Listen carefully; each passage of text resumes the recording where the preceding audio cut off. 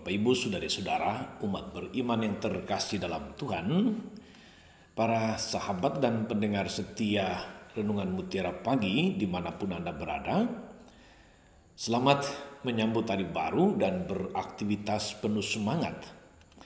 Hari ini tanggal 29 April 2021, gereja memperingati seorang kudus dalam gereja, Santa Katarina dari Siena. Dia adalah seorang perawan dan pujangga gereja. Saudara-saudara, saya Romagus CSSR mengajak Anda semua merenungkan Injil Yohanes bab 13 ayat 16 sampai 20. Dalam nama Bapa dan Putra dan Roh Kudus. Amin. Dalam perjamuan malam terakhir, Yesus membasuh kaki para murid-Nya. Sesudah itu ia berkata, "Aku berkata kepadamu sesungguhnya, seorang hamba tidaklah lebih tinggi daripada tuannya, ataupun seorang utusan daripada dia yang mengutusnya. Jikalau kamu tahu semua ini, maka berbahagialah kamu jika kamu melakukannya. Bukan tentang kamu semua aku berkata. Aku tahu siapa yang telah kupilih, tapi haruslah genap nas ini. Orang yang makan rotiku telah mengangkat tumitnya terhadap aku.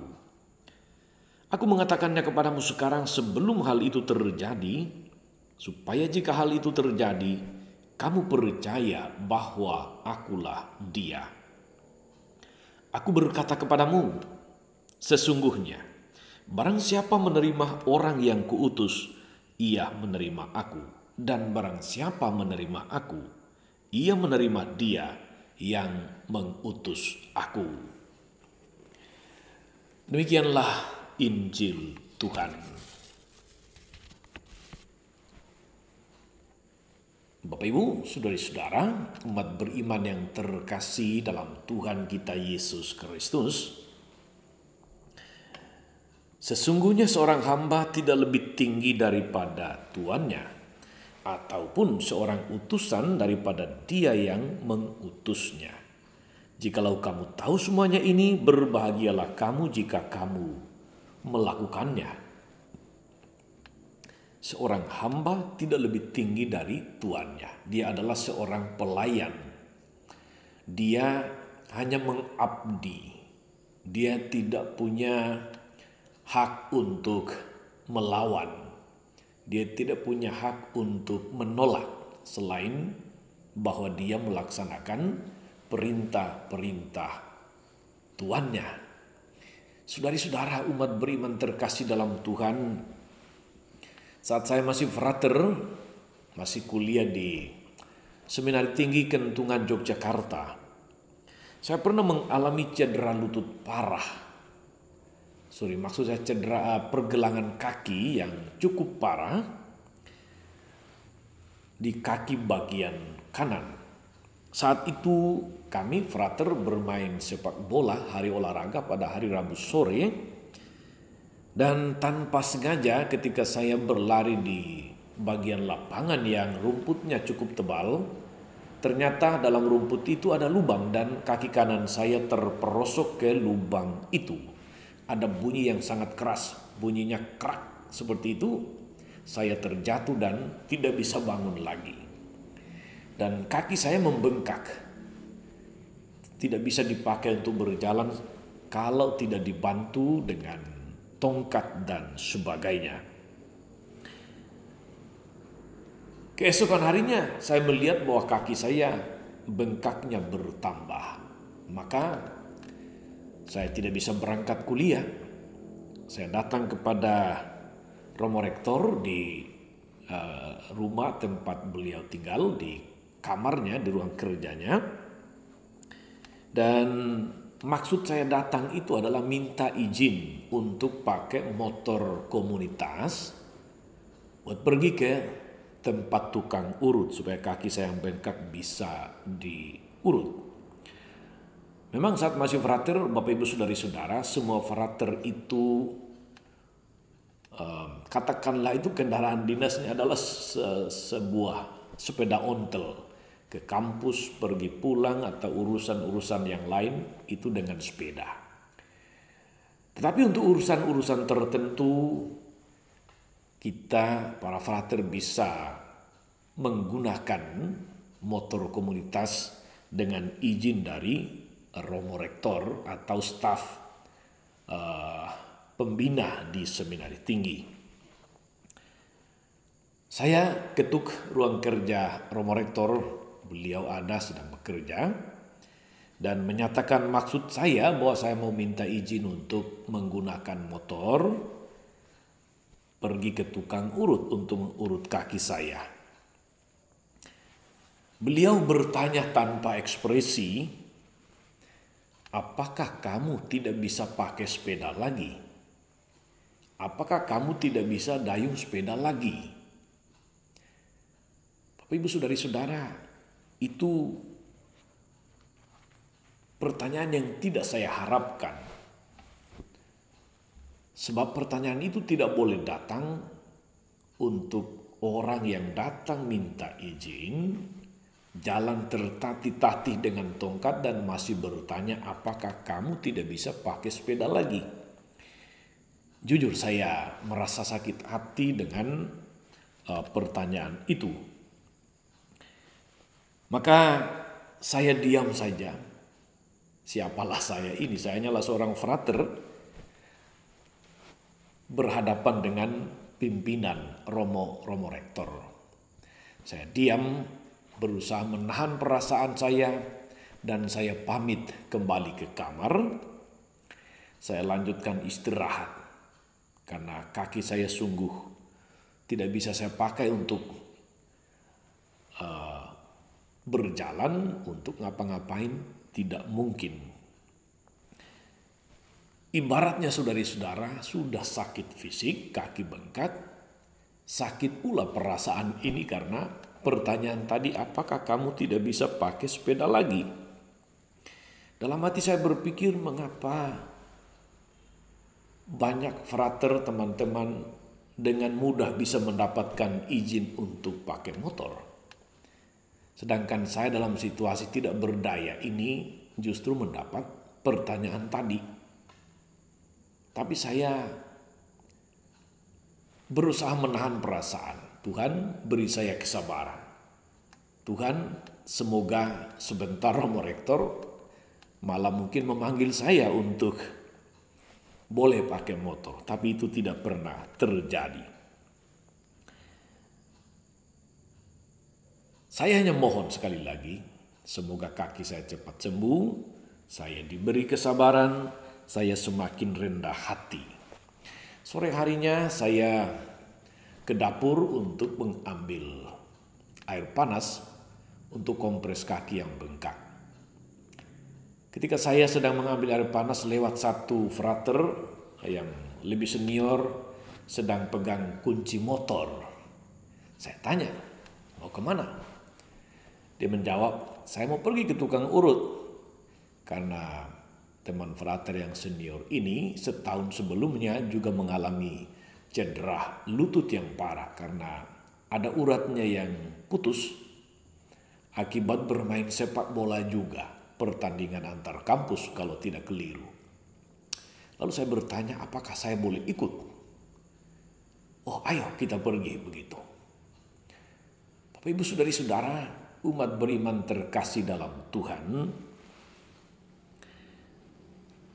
setiap pengalaman pahit atau manis, kalau kita refleksikan, kita renung-renungkan, selalu mengandung pelajaran berharga. Selalu ada buah yang bisa kita petik. Bukan hanya katakanlah respon kita terhadap sebuah pengalaman pahit, terhadap sebuah katakanlah perlakuan yang mungkin kita tidak harapkan, tidak kita suka, tetapi pengalaman sepahit apapun ternyata juga bisa menjadi pengalaman berharga. Dari pengalaman mendapat pertanyaan itu, karena pengalaman adalah guru yang terbaik, katanya begitu. Saya belajar untuk lebih berhati-hati lagi kalau bermain sepak bola supaya tidak dapat lagi cedera, tidak mendapat lagi pertanyaan yang sama. Positifnya begitu supaya hati lega, jangan malah menyimpan sakit hati, rasa marah dan sebagainya. Dari pertanyaan Romo Rektor tadi saya juga belajar untuk menjadi pribadi yang sabar, menjadi pribadi yang lebih rendah hati, bahwa tidak semua yang saya mau itu mesti dikabulkan. Tidak semua yang saya butuhkan itu harus diberikan. Bahwa tidak semua yang saya harapkan itu selalu sesuai dengan kenyataan. Kadang-kadang saudara-saudara, Tuhan mengizinkan kita mengalami pengalaman-pengalaman pahit atau peristiwa-peristiwa pahit, sakit katakanlah begitu, atau disakiti, ditolak, diremehkan, diabaikan, atau tidak dianggap, dikhianati, justru untuk membentuk karakter kita, untuk mengasah kemampuan kita bertahan dalam situasi sulit, untuk menjadi pribadi yang kuat, yang tak mudah menyerah, yang tak gampang putus asa, untuk menjadi pribadi yang semakin sabar dan tentu saja pribadi yang rendah hati. Saudari-saudara, perikop Injil hari ini membawa pikiran kita kembali kepada perayaan Kamis Putih, pengenangan perjamuan terakhir Yesus bersama murid-muridnya. Salah satu tindakan Yesus saat perjamuan terakhir itu adalah memberi teladan yang luar biasa kepada para rasul dengan merendahkan diri. Dia membasuh kaki para rasulnya. Tindakan membasuh kaki saudara-saudara adalah tugas para hamba terhadap tuannya. Tugas para pelayan terhadap tuannya. Pada masa Yesus seperti itu. Tetapi pada malam perjamuan terakhir itu justru Yesus membalik tradisi itu. Dia yang adalah pemimpin, dia yang adalah Tuhan justru merendahkan diri, membasuh kaki bagian badan yang langsung berhubungan dengan bumi, dengan yang kotor-kotor kalau diinjak dan sebagainya. Untuk memberi teladan pelayanan sebagai hamba, sebagai abdi, untuk melakukan pekerjaan-pekerjaan yang tidak selalu diharapkan, untuk belajar menjadi pribadi yang rendah hati, bahwa kalau nanti mereka bermisi kemana-mana, mereka adalah pelayan, mereka bukan bos, mereka bukanlah penguasa, mereka harus melayani, bukan dilayani. Mereka tidak boleh menuntut fasilitas, tidak boleh menuntut penghormatan, tapi mereka harus melayani dengan tulus dan rendah hati. Bila mengalami penolakan, mereka harus belajar untuk menjadi pribadi rendah hati. Bila mengalami hambatan dan kesulitan, mereka harus belajar untuk menjadi pribadi yang sabar, pribadi yang rendah hati. Bila mengalami penganiayaan, mereka tidak boleh gampang menyerah dan putus asa. Bila mereka berhasil dalam karya perutusan, mereka harus belajar untuk rendah hati, bahwa itu semua terjadi karena Tuhan, bukan pertama-tama karena kemampuan pribadi mereka. Saudari-saudara umat beriman terkasih dalam Tuhan, hari ini kita memperingati Santa Katarina dari Siena, seorang gadis biasa yang menjadi luar biasa justru karena kesederhanaan iman dan ketulusan hatinya mengikuti panggilan Tuhan dan menghayatinya secara konkret dalam hidup membiara.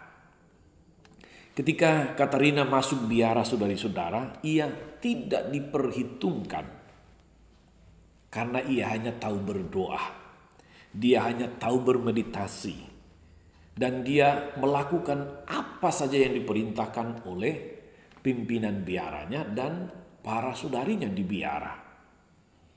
Namun Tuhan justru berkenan menunjukkan kebesarannya melalui sikap kesederhanaan dan ketulusan hati dari Santa Katarina ini. Dia menjadi orang besar dalam gereja, orang kudus yang teladannya luar biasa. Bahkan dia menjadi pujangga gereja, berhasil memperdamaikan paus dengan penguasa, raja dan sebagainya. Berhasil mengajak paus yang waktu itu diasingkan di Avignon di Prancis kembali ke Roma dan sebagainya. Itu hanyalah sekelumit jasa-jasa dari orang yang tidak dianggap ini Santa Katarina. Semoga kita saudari-saudara belajar untuk menjadi pribadi yang rendah hati. Dalam melaksanakan segala tugas, karya dan aktivitas kita, moga-moga spiritualitas basuh kaki yang itu berarti spiritualitas pelayan yang rendah hati sungguh meneguhkan, menginspirasi kita dalam setiap pengalaman, entah kita suka atau tidak, entah pahit atau manis. Semoga kita terus belajar menjadi pribadi yang semakin rendah hati, pribadi yang sabar dan tulus hati. Selamat beraktivitas, Tuhan Yesus memberkati, Maria Bunda selalu menolong, setia mendoakan kita semua. Amin. Tuhan Yesus Kristus, kami bersyukur atas firman dan teladan hidup-Mu yang meneguhkan kami untuk menjadi pribadi-pribadi yang belajar untuk rendah hati, menjadi pelayan-pelayan yang tidak mencari hormat, tidak mencari pujian, tapi dengan tulus dan rendah hati mau melayani, bahkan dalam situasi-situasi yang sulit, situasi-situasi yang tidak kami harapkan. Moga-moga kami tetap sabar, memiliki sikap rendah hati, tak mudah menyerah, dan boleh juga menggali buah-buah rohani dari pengalaman-pengalaman pahit yang kami alami. Terpujilah Engkau Tuhan, kini dan sepanjang masa. Amin. Saudari-saudara sekalian, berkat Allah turun atas saudari-saudara, atas mereka yang kita doakan atau kita janjikan doa, mereka yang sakit dan menderita, segala rencana, karya dan pelayanan kita sepanjang hari ini, Bapa dan Putra dan Roh Kudus. Amin.